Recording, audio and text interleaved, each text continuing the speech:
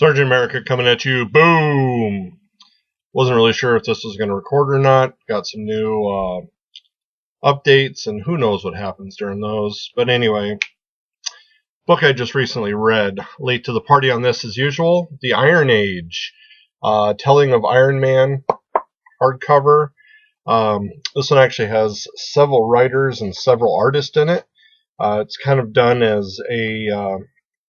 it's a travel through time, so it was nice that each layer that was in a different time frame had a different author writer. The Alpha and the Omega was Rob Willams as writer, and Rebekah Issacs on art. Chapter 1 is Christos Gage with Lee Weeks. Basically, the story starts out that Iron Man has been abducted. I'm trying to think what his name is. Birch is a villain of his who he doesn't really remember. It's somebody he fired a long time ago. Kind of mad scientist. Has this idea of wiping the Earth. So he's going to bring the Dark Phoenix through an old Doom portal time trap and just annihilate the Earth that way. So we go from the Williams Isaacs right into the drunk Iron Man years. I'm guessing that was kind of early 80s, maybe mid 80s. Right away he has to fight the Avengers because they realize he's not their Tony, he's some other Tony. He goes to Hank Pym for some help, and they even have to fight Ultron. So it's interesting that, how this circles through over and over again. He's able to collect a piece of Doom's time machine and travel into the next period, which is Captain Britain. I don't know if it's kind of an alternate universe or maybe early 60s if something happened during that time. He does find a young Birch there that he thinks about killing, but he's not sure what that does to the time. Him and Reed have argued it over many a time what you would have to do, so it's the kill or not kill scenario. He's able to help Captain Britain out, collect another piece, go through the time machine again, which kicks him into the wonderful 70s with Power Man and Iron Fist. Rob Williams and Ben Oliver do the Captain Britain, and then the Jen Van Meter and Nick Dragotta do the Iron Man Power Fist and Iron Fist and Power Man. It's good. I mean, it's a 70s kind of story. You get into all of that. Every once in a while they keep bumping into Tony of that era, and he has to work around it and figure out what's going on. Once again, solves the idea. They do have to battle the Scorpion and the Tinker. Was able to get the piece he needs, continue on through time.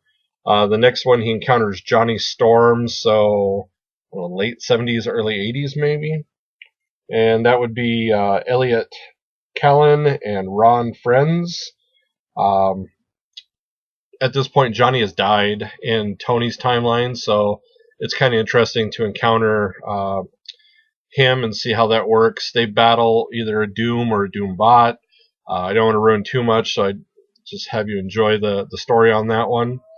And then, of course, it kicks them once again closer into the 90s, where we're looking at Louise, Simonson, and Todd Nauck doing a early 90s version of X-Men, and Dazzler is the one who helps them out. So for all those Dazzler fans out there. This also encounters the Hellfire Club, which of course is big in the 90s, versus X-Men. That's where you run into your Dark Phoenix, which carries us into the Omega storyline. And there was also a little bit of Roberto de Torre and Rob Williams writing. So it was just interesting to continue through all this.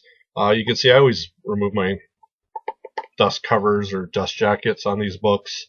I picked this up though for, I want to say, $5. It was another one of those great sales my store had on a bunch of hardcovers he came into that just weren't selling. So definitely enjoyed it for that much. But I mean, it was for, if you think about each one, the problem with this idea too is if you don't like an artist or a writer, when you get the collection, then you got somebody you don't care for. But all in all, I think it all worked well. I think each age was very nicely reflected in a certain style, pretty much the style of that age. So it was kind of nice. The Captain Britain one, which I never really read, was remarkably fine art, and I really enjoyed that. So I would recommend the Iron Age Iron Man story, of course, from Marvel. It was just wonderful. And I'm going to get into rambling, so I will end it there. Buy it if you can get it at a good price. If full price, I don't know that I'd get it full cover price. See what you can do, at least 20% or more. So keep reading, keep loving, keep going, Iron Man, and I guess you have to just say catchphrase.